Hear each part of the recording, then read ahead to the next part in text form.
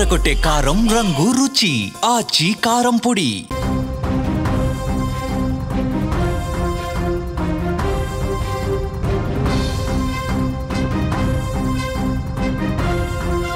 Jammu Kashmir శ్రీనగర్లో Naugam police స్టేషన్లో జరిగిన ఘోర పేలుడు ఘటనలో మరణించిన వారి కుటుంబ నేపథ్యాలు నిజంగా కన్నీళ్లు పెట్టిస్తున్నాయండి. ఈ భీకర దుర్ఘటనలో విధి నిర్వహణలో ఉన్న పోలీసులతో పాటు పోలీసులకు సాయంగా వెళ్ళిన ఒక సామాన్య టైలర్ మహమ్మద్ షఫీ మరణం అక్కడి స్థానికులను తీవ్రంగా కలిచివేస్తోంది. ఇక వెళ్ళొద్దు నాన్న, ఇంట్లోనే ఉండిపో, ఈ ఒక్క మాట షఫీ కూతురు మాట అతను వినుంటే నిజంగా అతను ప్రాణాలతో ఉండేవాడు. ఆ రోజు రాత్రి తన కూతురు చెప్పింది షఫీకి, నాన్న వద్దు వెళ్ళకు, ఇంట్లోనే ఉండు అని బతిమాలింది. బతిమాలితే అతను వద్దు, ఇంకొంచెం పనుందని చెప్పి వెళ్ళిపోయాడు. నిజంగా ఆ కూతురి మాట విని ఇంట్లోనే ఉండిపోయి అంటే ఈరోజు మన మధ్య ఉండేవాడు కదా అని చెప్పి ఆ కుటుంబంతో పాటు అక్కడ ఉన్న స్థానికులు కూడా కన్నీళ్లు పెట్టుకుంటూ ఉన్నారు. టైలర్గా పనిచేస్తూ కుటుంబాన్ని పోషించుకునే షఫీకి పోలీసులకు తరచుగా సాయం చేస్తూ ఉంటాడు. ఒక అదనపు ఆదాయ మార్గం అనమాట.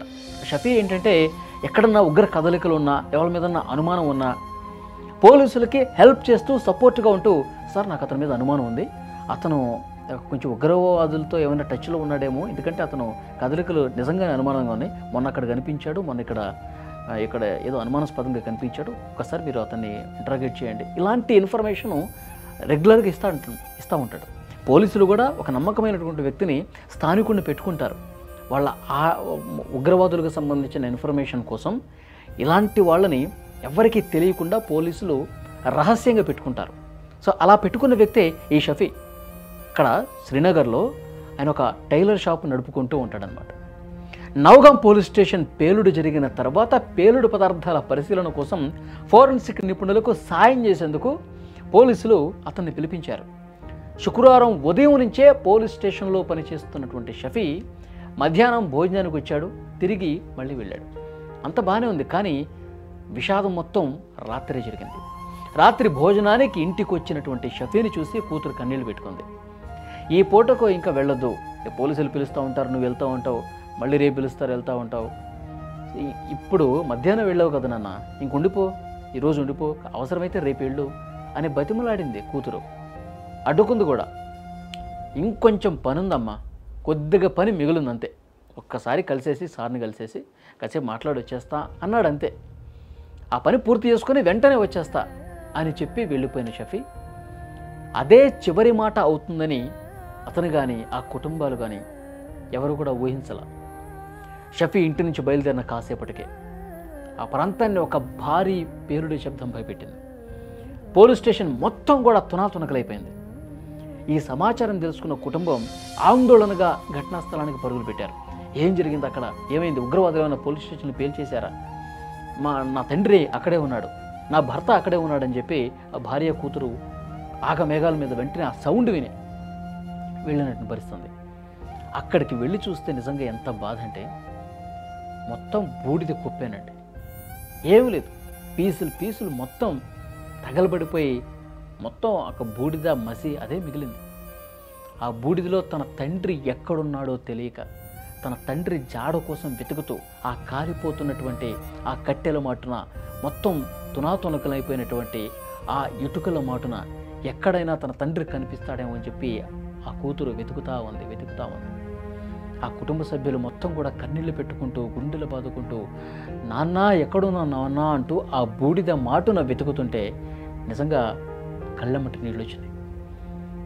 నా మాట విని నాన్న నువ్వు ఆగిపోయి ఉంటే ఈరోజు నా ముందు సజీవంగా బతికి ఉండేవాడు కదా అంటూ ఆ కూతురు గుండెల పగలేలా రోధించింది. ఎంత దారుణమైనటువంటి పరిస్థితి నిజంగా ఏ కుటుంబానికి రాకూడదు. సాయం కోసం వెళ్ళిన వాడు తిరిగి రాని లోకాలకు వెళ్ళిపోయాడా అని చెప్పి బాధపడుతున్నటువంటి పరిస్థితి. షఫీ అంతిమ యాత్ర ఆ కుటుంబమే కాదండి, అక్కడ ఉన్న స్థానికులందరినీ కూడా కంటతడి పెట్టించింది. ఈ భీకర పేలుడు ఘటనలో ప్రాణాలు కోల్పోయిన కుటుంబాలకు జమ్మూ కాశ్మీర్ ప్రభుత్వం అండగా నిలిచింది. మృతుల కుటుంబాలకు 10 లక్షల రూపాయలు పరిహారం ప్రకటించింది. ఈ ప్రమాదంలో గాయపడ్డ వాళ్ళకు కూడా ఆర్థిక సాయం చేసింది. కానీ ఎంత ఆర్థిక సాయం చేసినా కన్న తండ్రిని కోల్పోయిన ఆ కూతురు బాధ ఎవరు తీరుస్తారు? ఆ కూతురు తన తండ్రి మీద పెట్టుకున్నటువంటి ఆ ప్రేమ, ఆ నమ్మకం, ఆ ఆప్యాయత మళ్ళీ తిరిగి రావు కదా. తను గుర్తు చేసుకుని ఏడుస్తూ ఉంది.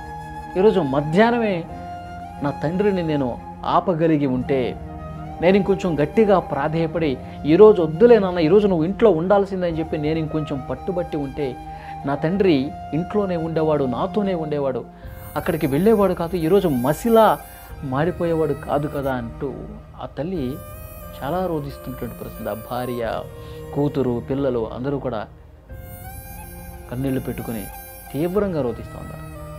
నిజంగా ఇప్పుడు ఆ పోలీస్ స్టేషన్లో పేలినవి ఉగ్రవాదులు పేల్చడం కోసం దాచుకున్నవి. ఫరీదాబాద్ ఒక ఇంట్లో 2900 కిలోల అమోనియం నైట్రేటు వాళ్ళకి దొరికింది.